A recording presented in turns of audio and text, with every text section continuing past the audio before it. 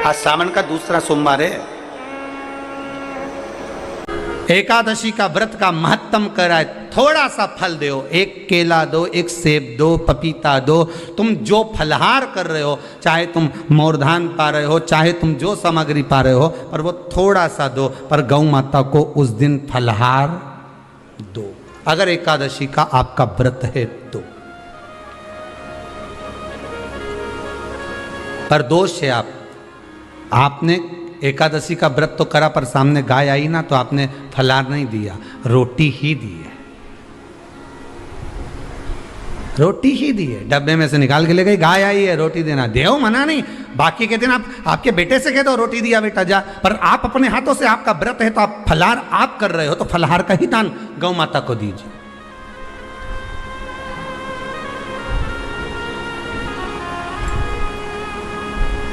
बच्चों से कह दो जाओ, सेवक से कह दो जाओ जरा दे के आओ रोटी, पर आप फल का दान दीजिए। महाराज पांचवा वर्णन किया चतुर्थ भाव में, बन सके जितना एकादशी के दिन भगवान का ओम नमो भगवते वासुदेवाय का जाप करें, या अपने गुरु मंत्र का स्मरण करें, या जो मंत्र आपके हृदय में समाहित हो, श्री शिवाय नमस्तुभ्यम, ओम नमः शिवाय, राम कृष्ण शिव, जो मन पड़े उसका भजन करें, पर दिल से करना, जितनी देर करते बने उतना देर करो। माला पकड़ने की भी जरूरत नहीं कि माला पकड़ के बैठता हूँ तो घटकी जिब्या से जप लो नहीं, जी वही उतना में ही पूरा हो जाए, वही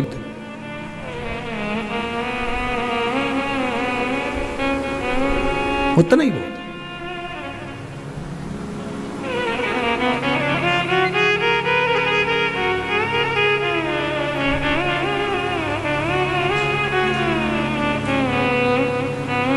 बस उतना आनंद दे जाएगा। ओ मेरा भोला, मेरा भोला गुलाब को फूल, गौरा मैया कुसुम कर, मेरा भोला गुलाब को फूल, गौरा मैया कुसुम कली, मेरा भोला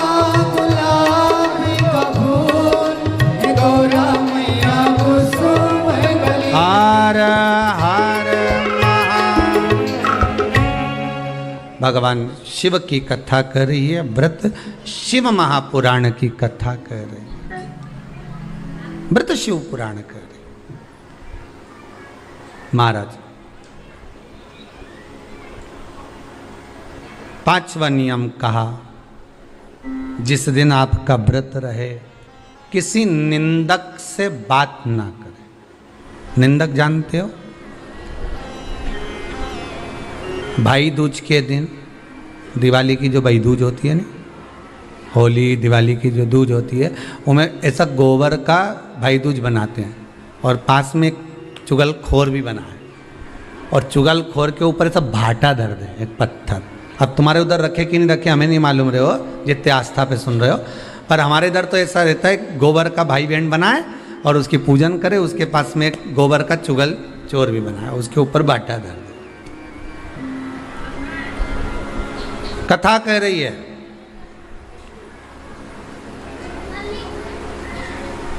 कथा वर्णन कर रही है, निंदक से बात ना करे। मान लो किसी ने आकर आपको निंदा कर भी दी, तो तुरंत सूर्य नारायण भगवान का दर्शन करें, और 3 बार उनका दर्शन कर कर नेत्र बंद करें, तब जाकर वो निंदा जो अंदर गई है, अंदर पवित्रता प्रदान करेगी, तब जाकर एकादशी का व्रत लगेगा। पहले तो प्रयास करो, अगर जो निंदा करने आता है ना, तो उसको उस दिन एकादशी वाले दिन दरवाजे पे लिख दो कि चुगल चोट्टा उन अंदर नहीं आए। तुम तो लिख दो, तो इतना लिखने में कोई, तुम दरवाजे पे वैसे भी तो लिखते हो, कुत्ता से सावधान, अंदर कुत्ता है। अब जब तुम इतनी बड़ी बात लिख रहे हो कि अंदर कुत्ता है, तो अंदर जाने वाले को पहले समझना पड़ेगा कि अंदर कितना कुत्ता है। पहले तुमने तो लिख दिया कि अंदर कुत्ता है, तो समझना तो पड़ेगा नहीं कि अंदर है कितना।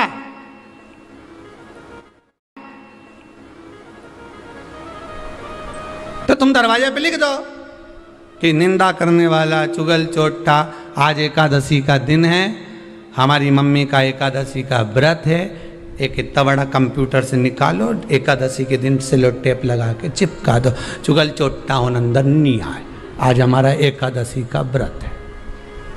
कुछ बिगड़ेगा क्या? दरवाजा अपना, घर अपना, और जिसके बुरा लगे बाहर जा, मत। पर निंदक का अगर मुख देखो तो सूर्य का दर्शन एकादशी के अंतर्गत वर्णन किया, व्रत के नियम 18, उसमें से एक नियम। फिर कहा जीव की हत्या ना करे, अगला नियम है अपने द्वारा जीव की हत्या ना हो, प्रयास करना, किसी को कष्ट ना हो। 18 नियम में से एक नियम और, प्रयास करिएगा एकादशी जब भी करें तो द्वादशी से जुड़ी हुई करें, दशमी से जुड़ी हुई एकादशी कम करें। जो वैष्णवों की एकादशी कौन सी होती है? जो एकादशी द्वादशी से जुड़ी हो, दशमी से नहीं। दशमी से जुड़ी हुई एकादशी व्रत कहलाती है, और द्वादशी से जुड़ी हुई एकादशी पुण्य फल प्रदान कर कर वैष्णवों को भगवान के चरण में छोड़ आती है। इसलिए एकादशी द्वादशी से जुड़ी हुई होना चाहिए।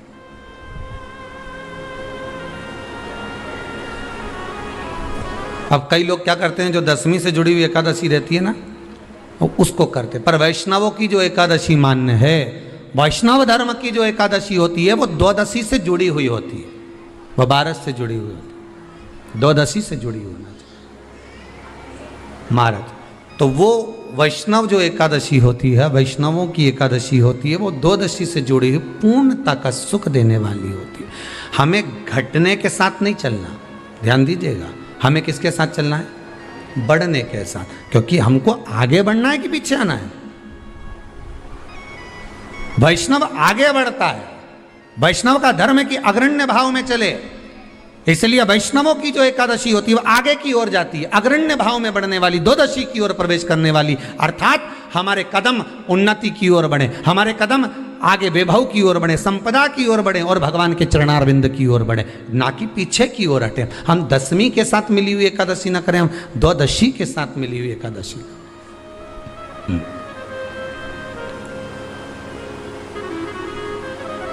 वैष्णव एकादशी।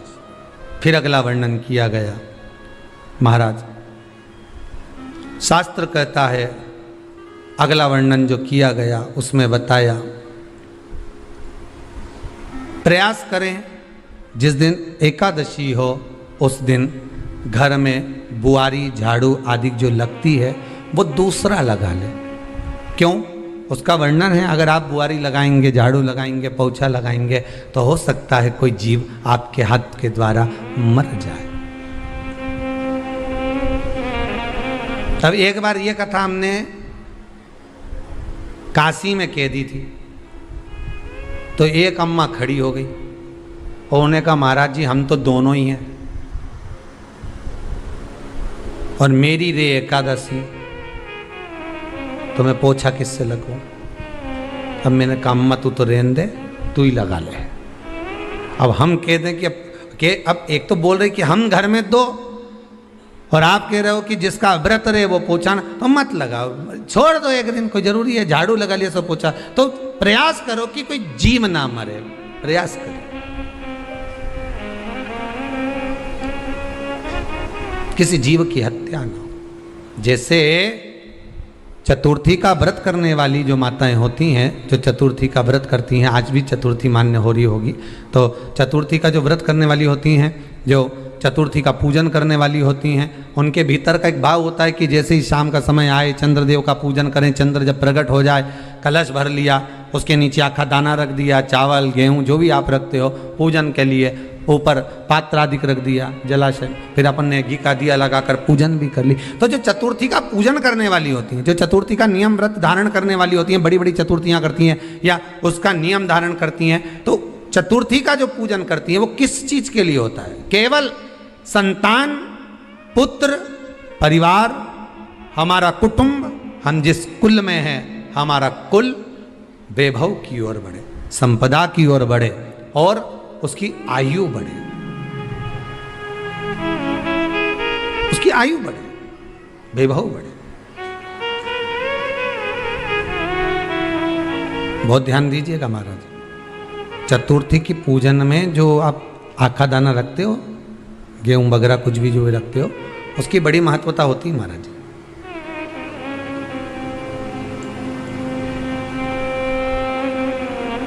यहां तक कहा गया है, चतुर्थी की कथा तो आप लोग पढ़ते होंगे, जो लोग पढ़ते हैं उनको मालूम होगा। चतुर्थी की कथा में लिखा है, चौथ माता के व्रत में वर्णन किया गया है कि वो आखा दाना जो रखा जाता है, मान लो कोई जरूरी काम होता है तभी आखा दाना को रखा जाता है, संभाल के रखते हैं कि हम इस काम के लिए जा रहे हैं और हमारा ये कार्य सफल होना चाहिए।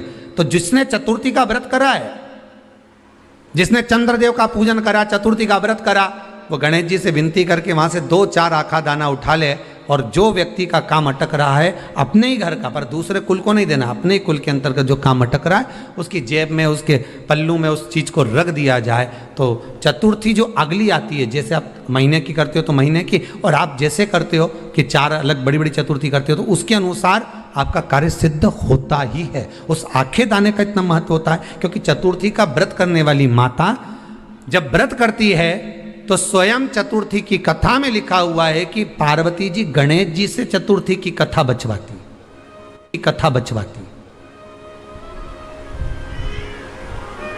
चतुर्थी की कथा बाची किसने थी? स्वयं गणेश जी महाराज ने। और सुनी किसने थी? माता पार्वती। बाचने वाले गणेश जी थे, सुनने वाली माता पार्वती थी। तो चतुर्थी की कथा जब होती है तो उसको स्वयं गणेश जी बाच रहे हैं, तो व्रत कौन सुन रही है? माता पार्वती। और आपने जो आखा दाना लिया वो गणेश जी के भाव से लिया, गणेश जी से निवेदन करके, विनय करके, प्रार्थना कर कर उसको प्राप्त किया, आपने उसको लिया।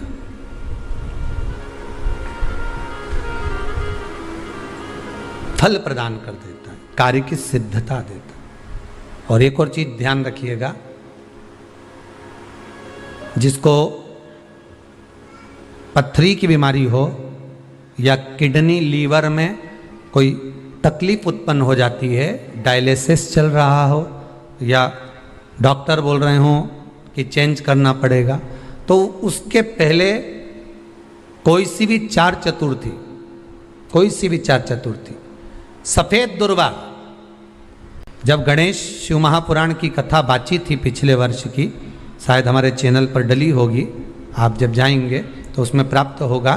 तो सफेद दुर्वा, और दुर्वा का भी वर्णन करा था कि दुर्वा कहाँ से उत्पन्न हुई थी, दुबा का भी व्याख्यान वर्णन करा था कि दुबा का महत्व क्या है, इसको अमृत क्यों कहते हैं, उसका भी वर्णन करा गया था कि सारे पेड़ पौधों को काट कर पटक दो वो सूख जाते हैं, पर दुर्वा को भले काट लिया 1 साल बाद वापिस ले जाकर डाल दो और पानी के अंदर दुर्वा हरी हो जाती है, अमृत कहते हैं उसको। तो उसमें सफेद दुर्वा, जिसका किडनी लीवर का प्रॉब्लम होता हो उसको सफेद दुर्वा, बालचंद्र का स्मरण कर कर 7 बार घुमाकर वो सफेद दुर्वा सुबह के समय खाली पेट थोड़ी सी दुर्वा का भाग दांतों से चबा चबा कर उसको निगल लेना चाहिए।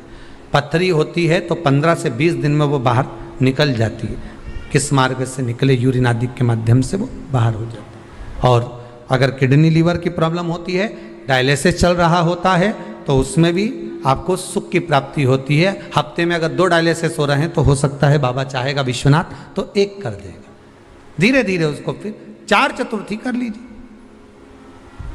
सफेद दुर्वा का स्मरण। सफेद दुर्वा कहाँ मिलती है? तो कहा जहां जलाशय होता है, जहां कुआं हो, बावड़ी हो, तालाब हो, पानी जहां भरा रहता है, उसके नजदीक में सफेद दुर्वा उत्पन्न होती है। सफेद दुर्वा वहां रहती है। सफेद दुर्वा का स्मरण करें, शिव कथा कह रही है। अगला वर्णन किया है भगवान। तो बालचंद्र चतुर्थी का स्मरण करते हुए कहा कि आप जो व्रत कर रहे हो उस व्रत की पूर्णता में जिस भगवान का भजन कर रहे हो उस भगवान से पूर्ण फल की कामना हो आपकी। फिर 18 नियम में से एक नियम कहा, जब 26 एकादशी पूर्ण हो जाए तब आप उद्यापन 1 बार का जरूर करें।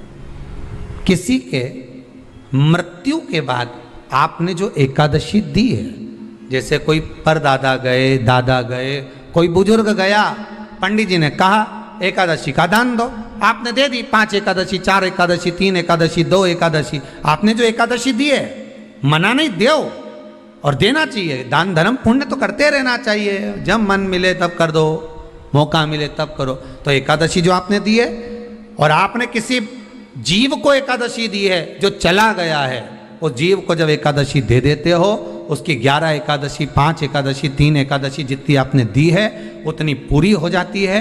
उसके बाद में एकादशी का एक व्रत नहीं रखना चाहिए, उसके बाद फिर अगला एकादशी का व्रत धारण करना चाहिए, वापिस फिर पुनः। तो क्या करोगे उस दिन? जिस दिन आपने एकादशी जीव को दे दी, 5 एकादशी दी, तो छठी एकादशी पे क्या करोगे उसको? ये नहीं कि आपको अन्न खाना है, आपको व्रत नहीं रखना, पर आपको अन्न का सेवन नहीं करना। उस दिन दूध की सामग्री, कोई फ्रूट्स, कोई फल आपको उस दिन ग्रहण कर लेना, पर आपको ये नहीं करना है कि हमने तो एकादशी करी ही नहीं है आज, तो हम अन्न खा लेंगे। नहीं, कथा में वर्णन आया था, कल कथा में कहा था, मुर को जब मारने का समय आया, पाप सामने आ गया, भगवान ने उस पाप को किस में ले जाकर छोड़ा? पाप पुरुष को अन्न के भीतर। पाप पुरुष कहाँ गया? अन्न के भीतर। एकादशी के दिन एक दिन पाप पुरुष अन्न के भीतर रहता। एकादशी का अगला वर्णन ध्यान से सुनिएगा। मान लो आपने एकादशी का उद्यापन में बाद में करूं नहीं करूं, श्वास का कोई भरोसा है? बोलो तो, है क्या कोई भरोसा? नहीं। श्वास रुक जाएगी चलते चलते, शम्मा बुझ जाएगी जलते जलते, दम निकल जाएगा रोशनी का, क्या भरोसा है इस जिंदगी का? कोई भरोसा है कि आप 26 एकादशी पूरी कर पाओगे? नहीं, किसी ने देखा हो तो बात दूसरी। एक बार वो युधिष्ठिर के सामने कोई मांगने के लिए, एक दरवाजे पर कोई दान मांगने के लिए आ गया युधिष्ठिर के पास, और युधिष्ठिर ने कह दिया, महाराज युधिष्ठिर बोले कल आकर ले जाना, कल आओ ले जाओ। भीम ने एक ढोल उठाया और बजाना प्रारंभ करा, और साहब बजाया कि सारे लोग इकट्ठे हो गए। सबने पूछा हुआ क्या भीम, कौन सी खुशी की बात है, बात क्या है? तो भीम बोले मेरे भैया ने काल को जीत लिया। काल को जीत लिया मतलब मेरे भैया बोले कि कल आ जाना, हम तुमको दान दे देंगे। मतलब मेरे भैया जानते हैं कि कल तक मरेंगे नहीं, प्राण नहीं छूटेगा, मतलब इन्हें काल को जीता। ये समझ वाली बात है। आप हो, हम हो, कोई भी संसार का मनुष्य काल को नहीं जीता। जन्म मरण परण 3 भगवान के हाथ में है। डॉक्टर ने कह दिया इतनी तारीख तक बच्चा होगा, मालूम पड़े आगे पीछे कभी भी हो जावे, 15 दिन पहले, 8 दिन बाद, 4 दिन पहले, ये तो भगवान क्या कहा, इसको ले जाओ, अंतिम सांसें चल रही है, मर जाएगी कुछ दिन में। मालूम पड़ा घर लिया है, 6 महीना हो गया, 5 बार तो नीचे सुला दिया गोबर लीप के डुकरिया, फिर जिंदा हो गई वापिस। 4 बार तो फोन लगा के पूछ लिया कौन सा पाठ सुना दें कि निपट जाए, बिस्तर पे सड़ गई। भगवान भी कह रहा है मई रखो, शिव पुराण नहीं सुनी, मई रखो। क्या करोगे लाकर? परण पत्रिका देखकर कह दिया दूसरे महीने में ब्याह हो जाएगा। मालूम पड़े बीच में लॉकडाउन फंस गया, 1 साल तो यूं ही निकल गया। अब फिर पंडित जी से कहा, आपने तो कहा था 2 महीने में हो जाएगा। पंडित जी बोले लॉकडाउन भी तो आ गया था, क्या करें।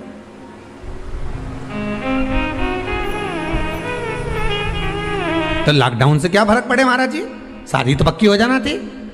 पंडित जी बोले जो इसके लिए बना था हो सकता है उसको कोरोना हो गया होगा।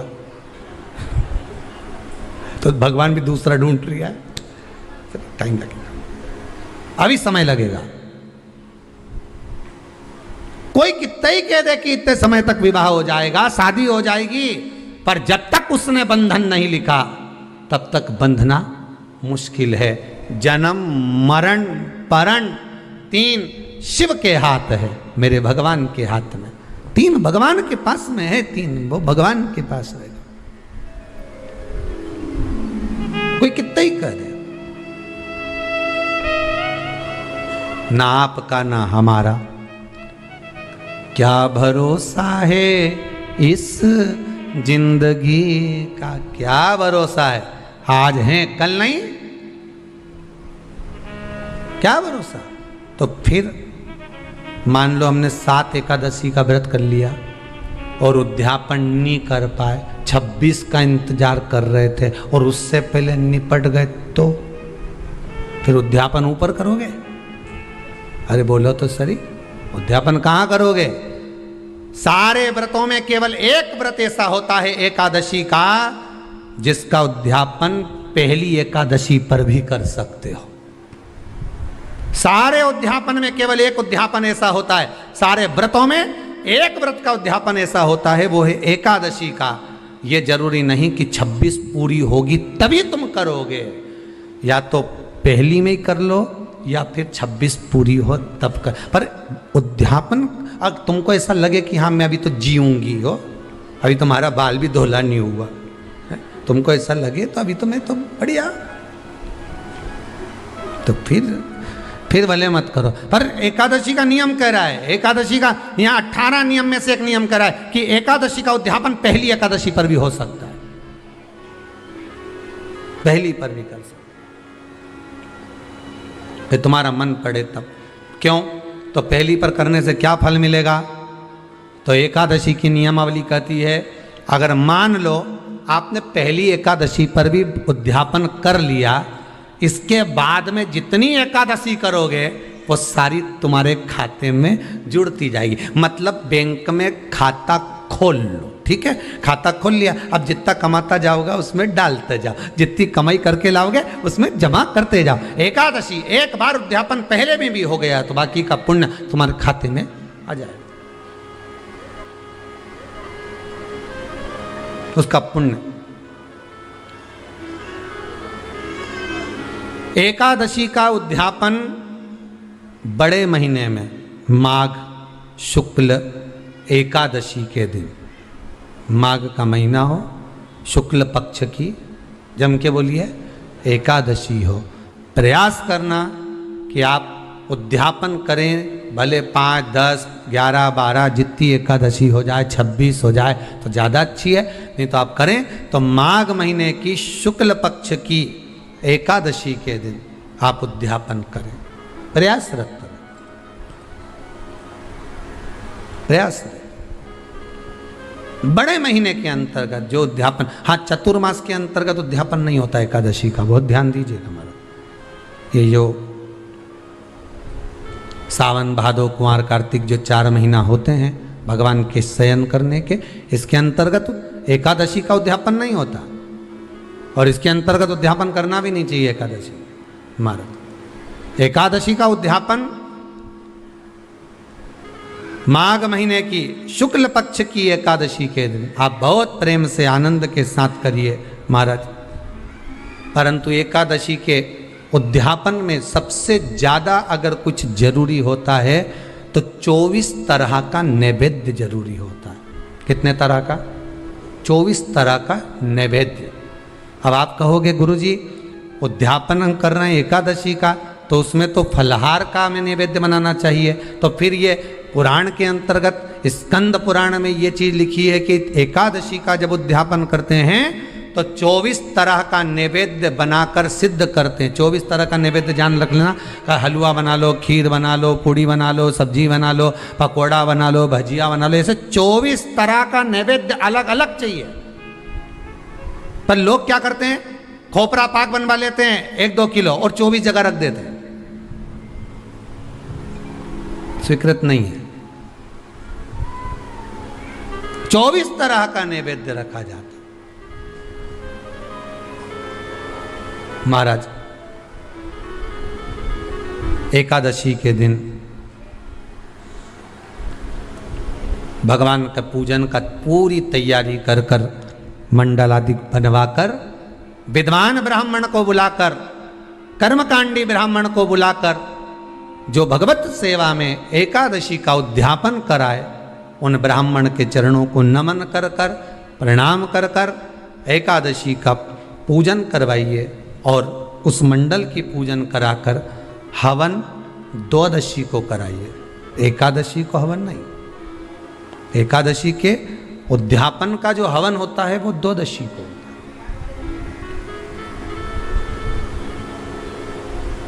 एकादशी का उद्यापन द्वादशी को बड़े प्रेम से आप खूब आनंद से हवन पूजन कराओ। पूजन कराने के बाद, हवन कराने के बाद 26 जोड़े ब्राह्मण ब्राह्मणी के बुलाकर भोजन कराकर उनको भाव से जो आप समर्पित कर सकते हो, जितनी आपकी सामर्थ्यता हो, उस सामर्थ्यता के अनुसार आप दान धर्म पुण्य करो, आप उन्हें प्रदान करो। और बन सके तो एकादशी की रात्रि को भी जागरण करें और द्वादशी के दिन जिस दिन हवन करें उसकी भी रात्रि को कुछ जागरण करें। जागरण का मतलब पहले भी कथा में कहा, प्रदोष की कथा में वर्णन किया था। हम ये नहीं कहते कि तुम पूरी रात जगो, हमारा तो निवेदन है 15 मिनट का करो, आधे घंटे का करो, 20 मिनट का करो, पर रात्रि के समय थोड़ी देर अगर एकादशी का उद्यापन कर रहे हो तो जागरण थोड़ी सी देर अवश्य करें। नहीं कर सकते अकेले बैठकर राम नाम जप लें, भजन कर लें, पर करो।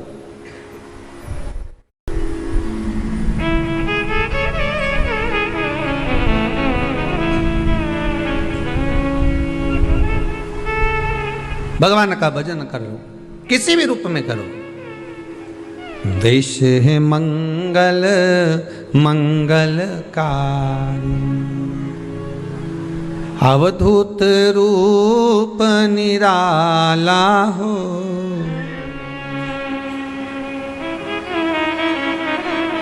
मेरा प्यारा डमरू वाला हो।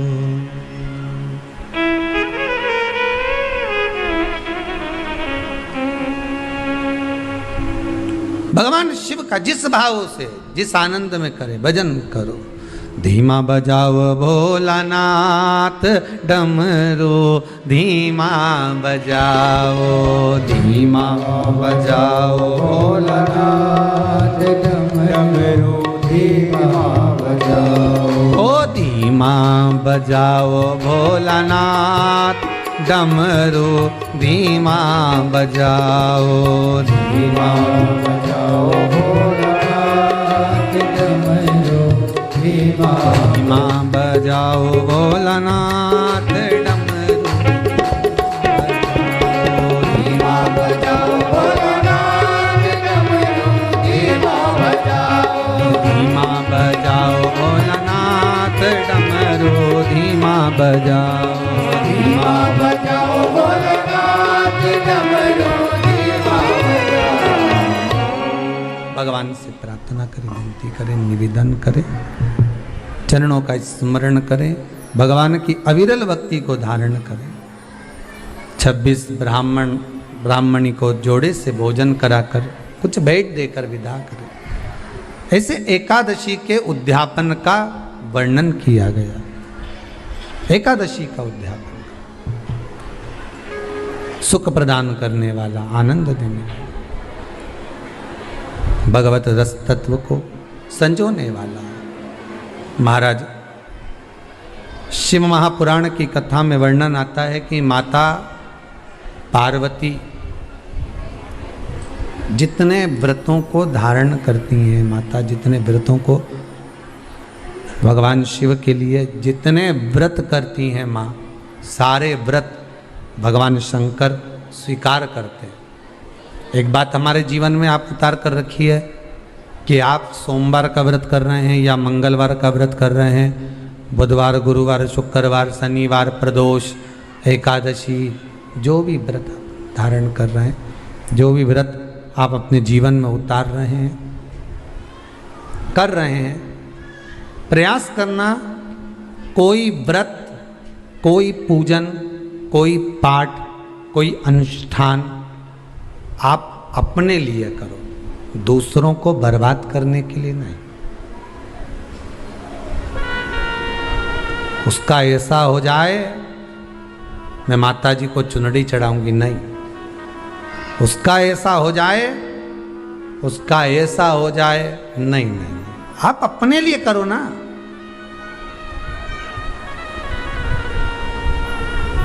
सर्वे भवन्तु सुखिनः। अगर आप व्रत कर भी रहे हो तो किसी के बुरा करने के लिए नहीं।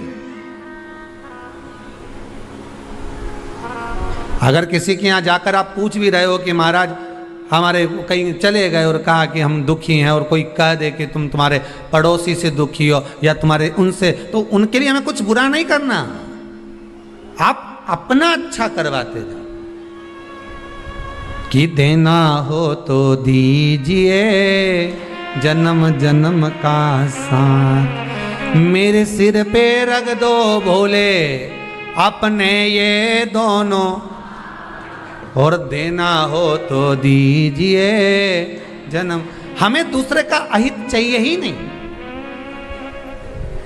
कोई कितना भी गाली दे, कितना भी अपशब्द कहे, कितना भी ताने दे, कितने भी अपशब्दों का व्याख्यान वर्णन करे, हमें नहीं बोलना। आग लगे बस्ती में अपन रहो, क्या किसको रोइए चादर तान के सोइए। अपने को नहीं बोलना, वो क्या बोल रहा है, क्या कर रहा है, क्या चाहता है, अपने को उससे मतलब नहीं कुछ भी। बोले बोले तो बोले, तुम तो मीराबाई जैसे हो जाओ कि मैं तो चली वृंदावन राणा और मेरे तो भाग जगे, राणा जी तेरे महलों में आग लगे, राणा जी तेरे महलों में आग। अरे घास फूस की कुटिया बनाऊंगी, भले कैसे भी रहूंगी पर किसी का बुरा नहीं करूंगी, घास फूस की बोल तो दो कुटिया बनाऊंगी, जामे तुलसी का रोप लगे, राणा जी तेरे महलों में। मैं तो चली वृंदावन राणा और मेरे तो भाग जगे, राणा जी तेरे महलों में आगे। वो कितने हमें नहीं चाहिए, मतलब ही नहीं हमें किसी के महल और अटारी से। उनकी बिल्डिंग 4 मंजिल की बन गई, बन जाए तो उनके यहाँ 4 व्हीलर गाड़ी आ गई, आ जाए तो बस वो हाईवे पे चल रहे हैं, हम दचके वाली पे भक्ति के बल पर चल रहे हैं। जब मेरा भगवान देगा तो छप्पर फाड़ कर देगा, ऐसा देगा कि शिव महापुराण की कथा भी करवा देगा, यह पक्का है। बस उस पे विश्वास रखो, भरोसा रखो, उससे निवेदन करो कि कृपा कर देना, जीते जी शिव जी तुम्हारी कथा करवाना, जीते जी करवाना। मरने के बाद की कोई गारंटी नहीं दादा, मरने के बाद तो लोग अपने को तो शमशान छोड़ आते, बाद में नुक्ति और सेव खाते।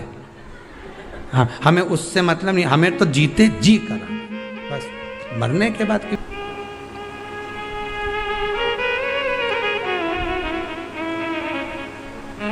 आप तो बस कृपा कर दो भोलानाथ।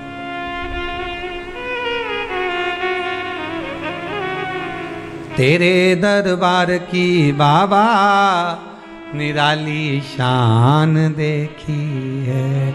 जब भी सुना एक ही बात सुनी कि तूने चोर को कुबेर बना दिया। तुम इतना तो कह सकते हो, जितने आस्था पे सुन रहे हो ना, तुम इतना तो कह सकते हो। जब भी सुना एक ही बात सुनी कि चोर को कुबेर बना दिया। क्या मैं चोर से भी बदतर हूं जो अभी तक मुझे देने में पीछे हटे हो? क्या मैं उस चोर से भी गई बीती हूं?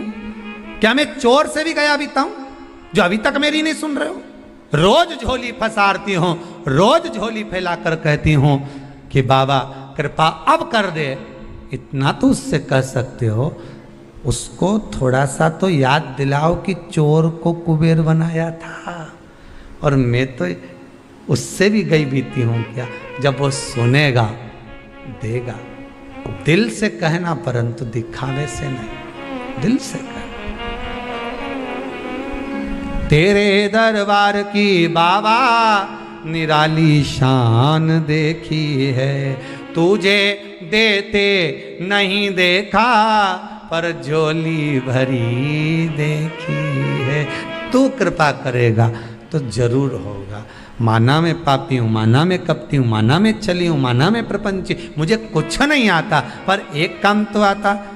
श्री शिवाय नमस्तुभ्यं श्री शिवाय नमस्तुभ्यं, श्री शिवाय नमस्तुभ्यं, श्री शिवाय नमस्तुभ्यं। कुछ नहीं आता पर इतना तो आता, ना मैं मंत्र जानूं, ना मैं तंत्र जानूं, मैं साधना नहीं जानूं।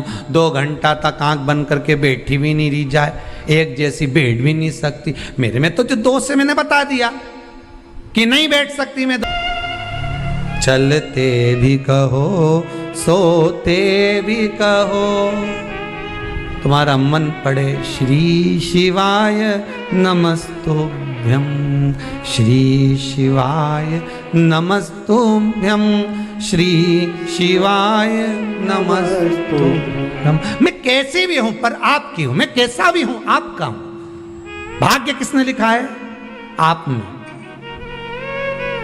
जन्म आपने दिया, मारोगे आप, पेट भरने की जवाबदारी आपकी है। पर ऐसे ही मत मार देना। पेट भरने की जवाबदारी केवल भोजन देकर नहीं, एक बार शिव पुराण की कथा करवाना, इतना तो दे देना दातार। दुनिया जो आज मेरे ऊपर उंगली उठाती है, हंसती है, ऐसी कृपा तो एक बार कर दे, ऐसी दया तो कर दे कि जो उंगली उठाने वाले हैं उनकी भी उंगली उठे नहीं, नीचे की ओर चली। इतनी कृपा तो कर, भजन करा दे, स्मरण करा दे। तूने दिया लंकाधिपति रावण को, रावण को बाबा तूने लंका दिया। 5 सोमवार का आपको स्मरण मालूम होगा।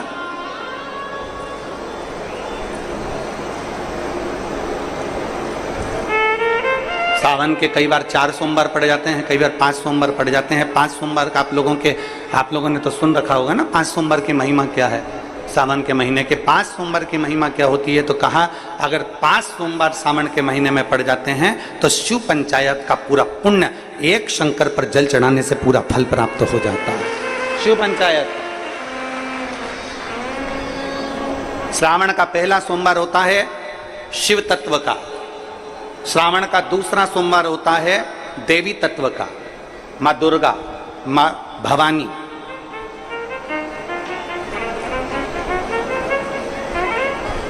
आप लोगों ने शिव पंचायत, शिव महापुराण की कथा पहले बाची, आप लोगों ने सुनी होगी। उसमें शिव पंचायत का वर्णन करा था। 5 देव,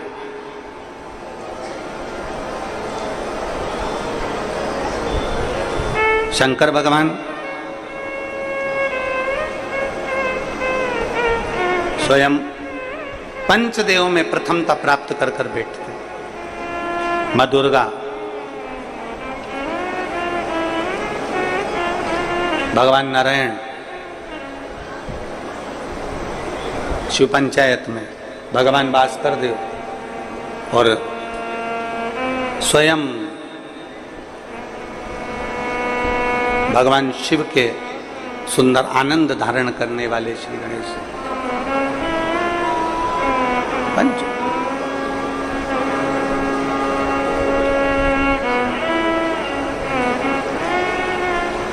अब प्रथम में शिव, दुर्गा, नारायण, भास्कर देव, गणेश जी, ये सब भगवान शिव की पंचायत के अंतर्गत विराजमान होते हैं और ये 5 सोमवार का फल हमें प्रदान करते हैं। 5 सोमवार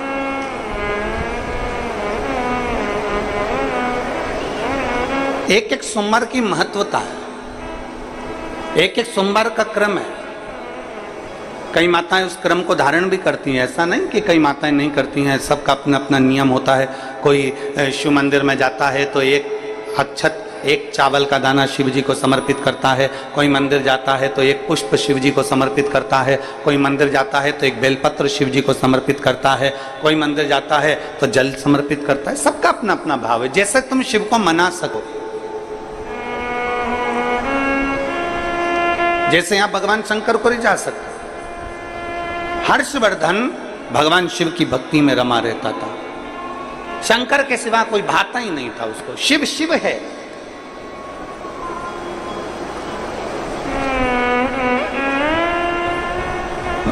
एक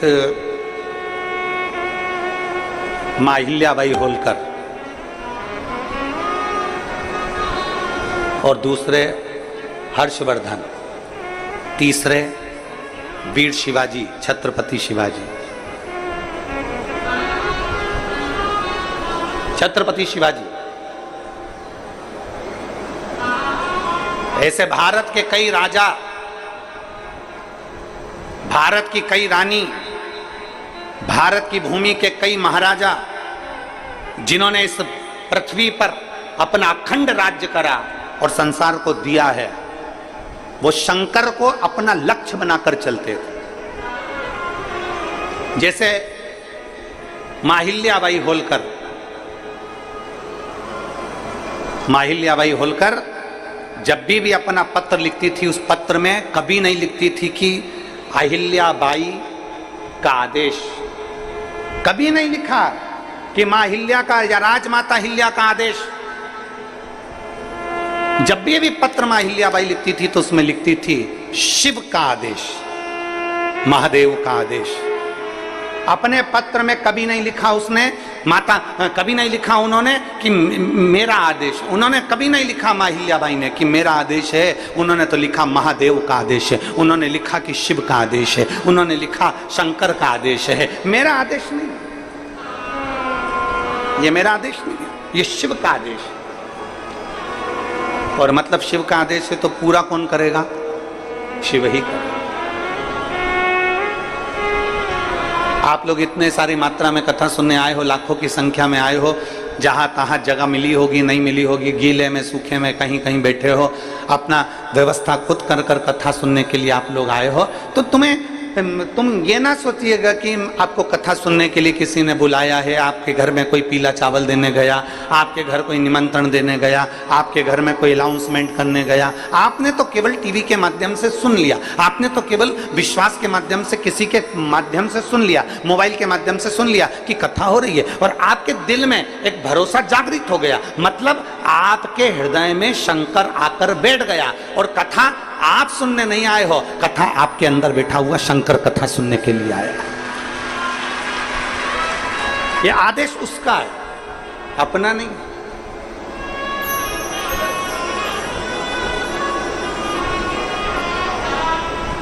और शंभु शरणे माधु घड़ी रे दुख काटो दया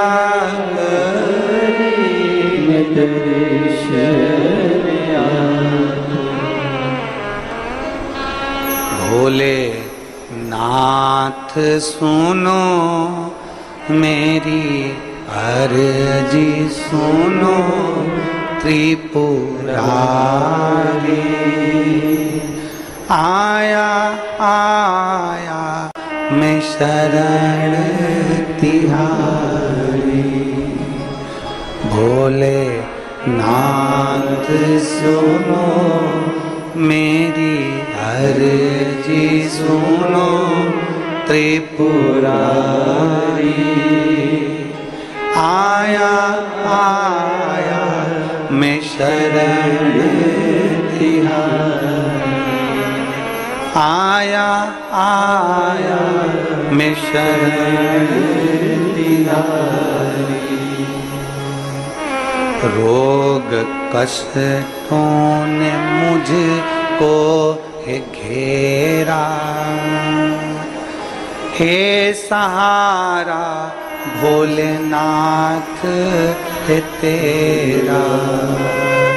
रोग कष्टों ने मुझको है घेरा, हे सहारा भोलेनाथ तेरा। मैं पुकारूं तुझे तू बचा ले मुझे त्रिपुरारी, आया आया शरण हूँ तिहारी। भोलेनाथ सुनो मेरी अर्जी सुनो त्रिपुरारी, आया आया शरण हूँ तिहारी, आया आया शरण हर्षवर्धन लगा शिव की भक्ति। एक विश्वास एक के प्रति कर लो, एक के प्रति कर लो, वो आपको निहाल कर दे। एक पत्र देखिए,